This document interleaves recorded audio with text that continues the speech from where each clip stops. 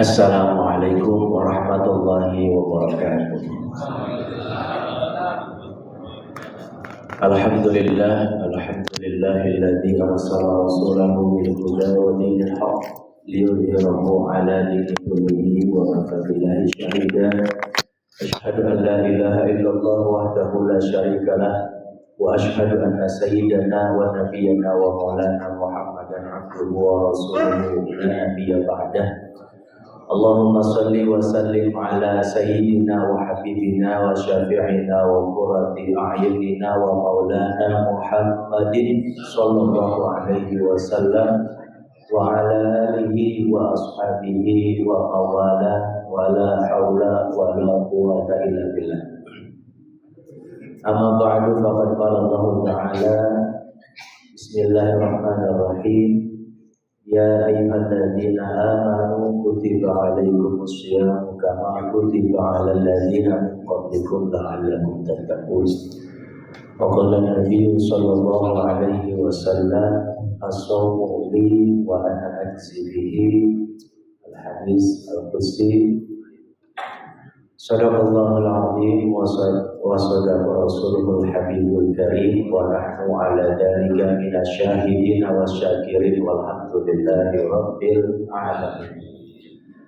Puji rasa syukur mari sama kita haturkan kepada Allah Subhanahu wa taala. Alhamdulillah, dalam kesempatan yang mulia ini kita masih diberikan kesehatan, kekuatan untuk sama-sama melaksanakan rangkaian kewajiban kita, di antaranya sholat subuh berjamaah, dengan harapan mudah-mudahan segala amalia kita baik yang wajib maupun sunnah, maqdhah maupun ghairu maqdhah diterima oleh Allah Subhanahu wa taala. Amin ya rabbal alamin.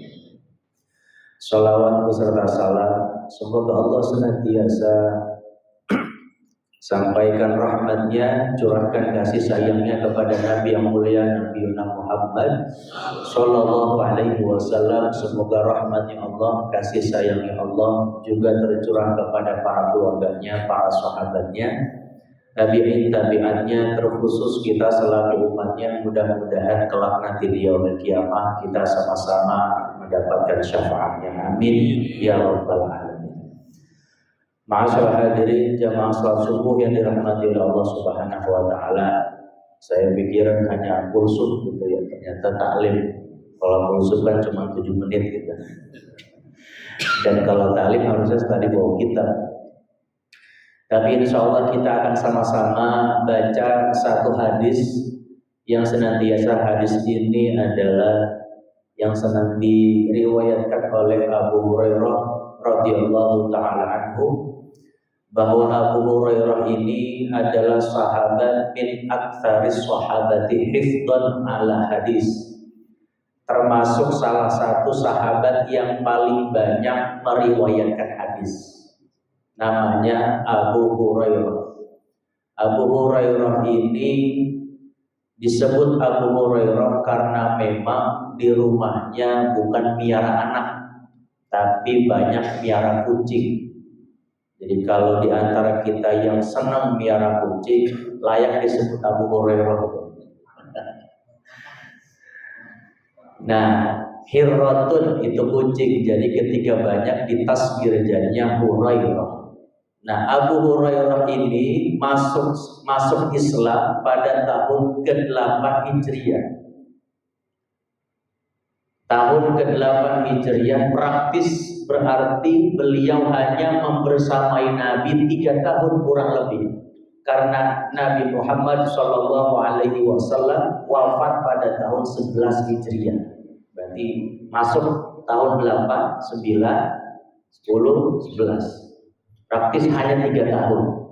Tapi dengan 3 tahun itu Abu Hurairah termasuk sahabat, kalau bahasa bolanya top scorer, paling banyak peringkat pertama dalam meriwayatkan hadis Rasul Shallallahu Alaihi Wasallam. Sebagian banyak orang Orientalis, orang-orang Barat yang meneliti tentang Islam yang ada di Timur, atau orang Barat yang meneliti tentang Islam, bahwa menaruh rasa skeptis, keraguan-raguan kepada Abu Hurairah yang konon katanya baru masuk Islam, tapi kok banyak meriwayatkan hadis. Ini nggak logik kata mereka.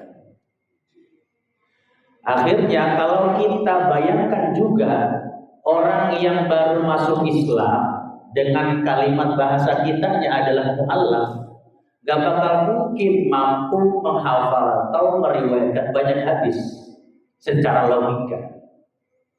Tetapi memang itu yang terjadi, yang Allah berikan kepada sahabat Rasul Shallallahu Alaihi Wasallam sebagai bentuk kelebihan. Kalau secara logika harusnya yang paling banyak meriwayatkan hadis bukan Abu Hurairah, Abu Bakar As-Siddiq, karena beliau termasuk sahabat yang pertama kali mengimani Nabi. Harusnya beliau yang paling banyak meriwayatkan hadis.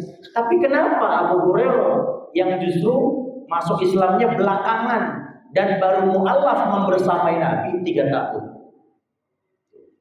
Makanya kalau kita nih, bedanya kita dengan mu'allaf itu kadang Islam yang kita anut yang dari lahir konon itu berbeda militannya dengan orang-orang yang baru masuk Islam. Kalau orang yang baru masuk Islam itu biasanya sebelum azan 10 menit udah duduk di masjid. Modelan kita belum azan belum berangkat. Kadang sebatang dulu kan ya. Jumatan aja kalau belum mulai MC-nya belum pada wudu. Kita tuh. Iya. Nah, modelan kita yang Islam yang katanya dari lahir, karena tadi sudah terbiasa dengan polarisasi Islam tadi. Berbeda dengan militansinya orang yang baru kenal Islam. Bahkan kalau orang mu'alaf itu mau Jumatan, kami sudah berangkat mungkin gitu ya. Karena saking semangatnya. Kalau kita enggak gitu. Nah, ini Abu Hurairah. Tercatat beliau di dalam kitab Syarah Arba'in Nawawi itu terkumpul jumlah hadisnya 5.374 hadis. Khamsata alafin wa salasumi'atin wa arba'atu wa sab'una hadisan. 5.374. Bayangin Pak, 5.374 belum ada flash disk, belum ada Android yang direkam, belum ada penunjang-penunjang media atau digitalisasi yang untuk menunjang hafalan tadi. Diletakkan di dalam kepala. Bahkan ketika Rasul masih hidup itu ada larangan tidak boleh menulis hadis selain daripada Quran. Kata Nabi, la taktubu anni ghairul Quran. Jangan kalian tulis itu hadis atau jangan kalian catat apa yang saya sampaikan kecuali dalam Al-Quran. Karena memang selama hidupnya Nabi itu Quran belum selesai, masih tetap turun. Karena bukan afwaja, berangsur-angsur, munajjaman. Maka ayat yang terakhir atau Quran yang baru terakhir nanti bakal turun ketika Hujjatul Wada. Bisa dibayangkan Pak, Rasul hidup membersamai turunnya Al-Quran. Apa yang dilakukan oleh Rasul? Duduknya, tidurnya, makannya, bahkan sosialisasinya kepada para sahabat itu direkam, tapi nggak boleh ditulis. Karena kata Nabi, yang boleh ditulis hanyalah Al-Quran. Dan dulu nulis Quran nggak kayak sekarang. Ada tinta, ada pulpen, ada kertas. Bahkan sekarang saking magernya kita kalau ngaji cuma ngerekam. Kan gitu. Nah, selama bertahun-tahun Abu Hurairah hidup membersamai Nabi dengan larangan nggak boleh menulis selain daripada Quran. Berarti praktis 3 tahun itu habis dalam kepala. 5.374. Baru setelah Nabi wafat, kemudian nanti akan ada pengumpulan Al-Quran. Dijadikan mushaf di era Utsman, Khalifah Utsman. Baru hadis nanti abad kedua dikumpulkan. Itu 5.374 hadis Abu Hurairah. Nah, makanya orang-orang yang mu'alaf ini diberikan mungkin rasa militansi untuk mengenal agamanya besar dibanding kita yang mungkin konon katanya Islam dari lahir. Nah, Abu Hurairah dalam satu hadisnya beliau meriwayatkan Yang mana hadis ini berbicara tentang tanya jawabnya Rasul. Kalau dalam kitab Manahijul Muhaddisin ataupun metode orang-orang yang meriwayatkan hadis, itu biasanya Rasul selalu menanyakan satu perkara kepada sahabatnya sebagai pemantik supaya sahabatnya ini banyak yang memperhatikan beliau. Jadi kata Rasul dalam satu halakohnya, dalam satu kumpulannya, Rasul menanyakan satu pertanyaan kepada para sahabat. Dilemparkan itu satu pertanyaan. Atadruna manil muflis? Kata Rasul, wahai para sahabatku, kalian tahu gak siapa itu orang yang bangkrut? Rasul nanya kepada sahabatnya. Sahabat yang bertanya, ada yang menjawab, ya Rasul, al-muflisu fina man la dirham lahu wa la mata'alah. Ya Rasul, orang yang bangkrut itu adalah orang yang di antara kita gak punya dirham, gak punya duit, bahasa kitanya, wala mata'alah, dan juga gak punya harta benda kekayaan. Tapi juga dalam isi kepala kita, orang yang bangkrut itu adalah orang yang dulunya kaya raya, kemudian bisnisnya anjlok. Tapi kata Rasul, bukan itu. Kata Rasul, al-muflisu fina, orang yang bangkrut di antara kita itu adalah ya'ti yaumal qiyamati bisolatin wa zakatin wa saumin. Orang yang bangkrut itu adalah orang yang nanti datang pada hari kiamat membawa pahala satu sholatnya, wa zakatin, membawa pahala zakat dan sedekahnya. Orang yang bangkrut itu adalah orang yang nanti pada hari kiamat membawa pahala puasanya. Berarti kan kita nih 3 unsur ini sedang dalam proses untuk penyempurnaan menjadi la'allakum tattaqun di dalam bulan suci Ramadan. Salat kita jalan, ada yang wajib, ada yang sunnah. Puasa kita sedang proses sampai nanti 30 hari, mudah-mudahan diberikan kekuatan. Amin. Sampai nanti pungkasnya adalah kita menunaikan zakat sebagai penyucian jiwa. Maka nanti pada hari kiamat, orang yang tadi membawa pahala sholat, pahala zakat, pahala puasa, wayati qad syatama hada, itu orang yang bawa pahala sholat, zakat, puasanya juga membawa catatan amal buruknya. Syatama hada, doyan mencaci maki orang. Wa qadhafa hada, doyan nuduh orang tanpa bukti. Wa akala malahada, doyan juga untuk mengkonsumsi ataupun mengambil hak orang lain. Wa safaka damahada, yang keempat, doyan menumpahkan darah sesama muslimnya. Dan yang kelima, wa darabahada, doyan memukul ataupun menzalimi kepada saudaranya. Orang yang model begini, kata Nabi, adalah orang yang bangkrut. Bagus hubungan kepada Allah, tapi kepada sesama manusianya cacat. Makanya orang yang seperti ini, kata Nabi, fayu'ta hadza min hasanatihi wa hadza min hasanatihi. Orang yang model seperti ini nanti kebaikan yang tadi dikumpulkan, sholatnya, zakatnya, puasanya, akan diberikan kepada si korban yang dulu pernah terzolimi. Itu orang yang bangkrut. Orang yang dulu pernah dicaci maki oleh kita akan menuntut balik pada hari kiamat. Bohong itu sholatnya Rasul. Dia sholatnya cuma pengen dianggap orang yang paling soleh, kemudian mencaci maki kami orang yang belum kenal sholat. Dicabut kebaikannya, runtuh pahala kebaikannya.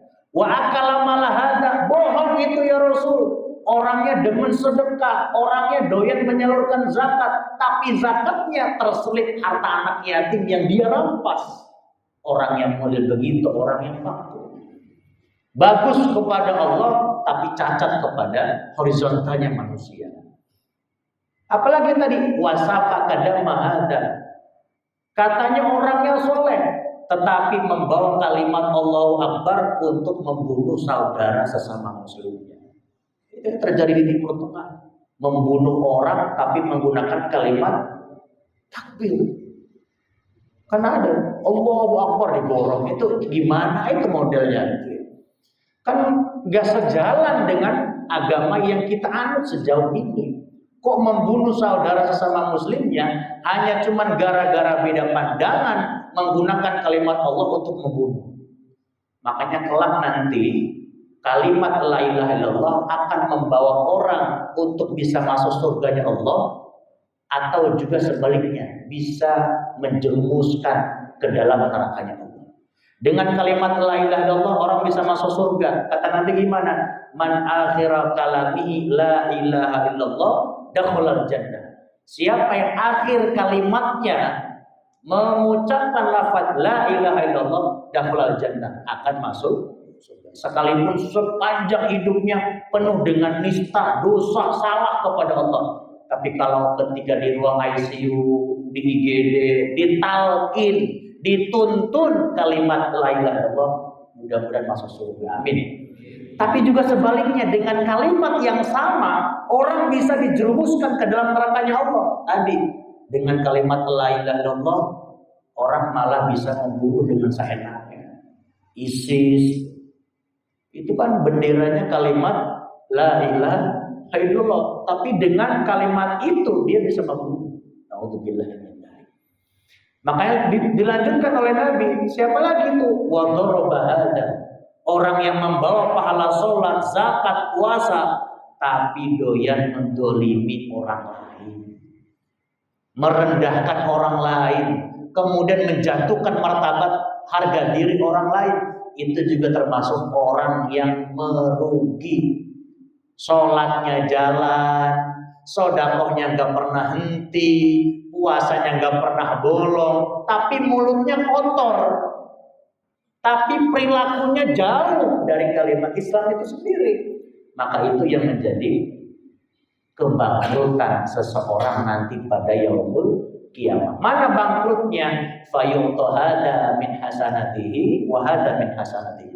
Kebaikannya akan dilimpahkan kepada si korban. Ketika sudah selesai kebaikannya, fa in faniyat hasanatuhu wa hada min hasanatihi. Kalau sudah selesai kebaikannya habis, diborong, diangkut, dipindahkan kepada si korban, wa turiha alaihinna, maka yang tersisa hanyalah dosa-dosa si pelaku tadi, yang doyan sholat mulutnya kotor, yang puasanya demen tapi perilakunya buruk. Maka yang menjadi catatan, orang yang model begini malah bukan untung, malah buntung, kemudian dijerumuskan ke dalam nerakanya Allah Subhanahu wa ta'ala. Maka catatan kita pagi hari ini sudah masuk kepada fase yang kedua atau 10 hari yang kedua di bulan Ramadan. Setidaknya kita mampu mengendalikan diri, bukan mengendalikan orang lain. Puasa itu mengajarkan kita untuk mengendalikan diri sendiri, bukan untuk mengendalikan orang lain. Kalau mengendalikan diri sendiri, insya Allah puasa kita akan aman. Tapi kalau mengendalikan orang lain, maka nanti ujung-ujungnya ribut. Orang belum demen puasa, kitanya sewot. Orang belum demen sholat, kitanya mangkel.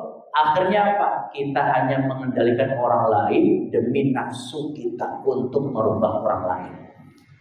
Nabi Ibrahim tidak mampu merubah siapa? Bapaknya. Nabi Nuh tidak mampu merubah keyakinan anaknya Kan'an. Hatta Nabi Muhammad tidak mampu merubah keyakinan pamannya. Lantas kita siapa di hadapan orang lain yang bukan saudaranya, saudara sedarahnya, juga bukan familinya, tapi memaksakan kehendak orang itu harus ikut kita. Jangan sampai memaksakan paham orang harus ikut paham kita. Maka catatan pagi kita hari ini adalah supaya kita di 10 hari yang kedua supaya lebih dikuatkan untuk terus memotivasi diri untuk melihat kesalahan kita ke dalam, jangan melihat kesalahan keluar. Keraslah kepada diri sendiri, tidak untuk keras kepada orang lain. Itulah ciri-ciri supaya kita menjadi mukmin, muslimin, dan juga muttaqin, seperti yang sering kita perdengarkan ayatnya, bahwa puasa mengajarkan kita la'allakum tattaqun. Mudah-mudahan dari kuliah yang singkat ini kita senantiasa terus diberikan nikmat sehat panjang umur, sehat walafiat, agar senantiasa kita mampu terus menjalankan sisa-sisa atau fase-fase di bulan Ramadan, agar kita siap menjadi orang-orang yang muttaqin di hadapan Allah Subhanahu wa taala. Al-Fatihah. A'udzu billahi minasyaitonir rajim. Bismillahirrahmanirrahim. Alhamdulillahirabbil alamin arrahmanir rahim maliki yaumiddin. Iyyaka na'budu wa iyyaka nasta'in. Ihdinas siratal mustaqim. Siratal ladzina an'amta 'alaihim ghairil maghdubi 'alaihim waladdallin. Amin. Ya dzal jalali wal ikram amasna 'ala dinil Islam. Allahumma shalli wa sallim 'ala sayyidina Muhammadin fil awwalin wal akhirin. وبارك وسلم ورضي الله عن سادتنا أصحاب سيدنا رسول الله أجمعين. آمين آمين يا رب العالمين. حمدا يوافي نعمه يكافئ مزيدا. يا ربنا لك الحمد كما ينبغي لجلال وعظيم سلطانك. اللهم صل على سيدنا محمد. اللهم صل عليه وسلم. اللهم إنا نسألك رضاك والجنة ونعوذ بك من سخطك والنار. اللهم اغفر للمؤمنين والمؤمنات والمسلمين والمسلمات الأحياء منهم والأموات إنك سميع قريب مجيب دعوات يا قاضي حاجات برحمتك يا أرحم الراحمين. اللهم إنا نسألك السلامة والعافية والمعافاة الدائمة في الدين والدنيا والآخرة. اللهم اجعلنا من السعداء المقبولين ولا تجعلنا من الأشقياء المردودين. اللهم اجعلنا وأولادنا من أهل العلم وأهل الخير ولا تجعلنا وإياهم من أهل الشر والضير.